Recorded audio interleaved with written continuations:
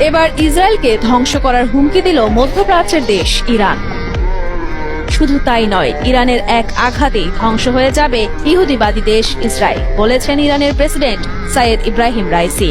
তিনি আরো বলেন, ইহুদিবাদী ইসরায়েল যদি ইরানে কোনো ধরনের আগ্রাসন চালায় তাহলে এটি হবে ইসরায়েলের শেষ ভুল।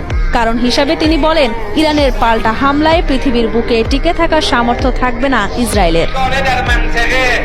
সাম্প্রতিক সময়ে তেল আবিব একাধিকবার ইরানের পরমাণু স্থাপনার উপর হামলা চালানোর হুমকি দেয়। শুধু তাই নয়, আমেরিকার সাহায্য ছাড়াই ইরানে হামলা চালাতে পারে তেল আবিব, কথাও বলেন ইসরায়েলি এক কর্মকর্তা।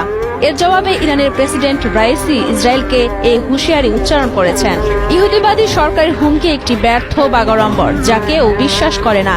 ইসরায়েলি শত্রু যদি আমাদের বিরুদ্ধে সামান্যতম কোনো পদক্ষেপ নেয় তাহলে আমাদের প্রথম পাল্টা আঘাতেই ইসরায়েল ধ্বংস হয়ে যাবে। 2 মে লেবাননের আল মায়াদিন টেলিভিশনকে দেয়া এক বিশেষ সাক্ষাৎকারে কথা বলেন ইরানের প্রেসিডেন্ট রাইসি। ইহুদিবাদী ইসরায়েল ইরানকে মোকাবেলা করার শক্তি রাখে না, এটি তেল আবিব নিজেও ভালো করে জানে বলে উল্লেখ করেন প্রেসিডেন্ট রাইসি। এ সময় তিনি আরো বলেন, ইসলামী প্রজাতন্ত্রের শক্তি এখন আর এ অঞ্চলের কারো কাছে অজানা নয়।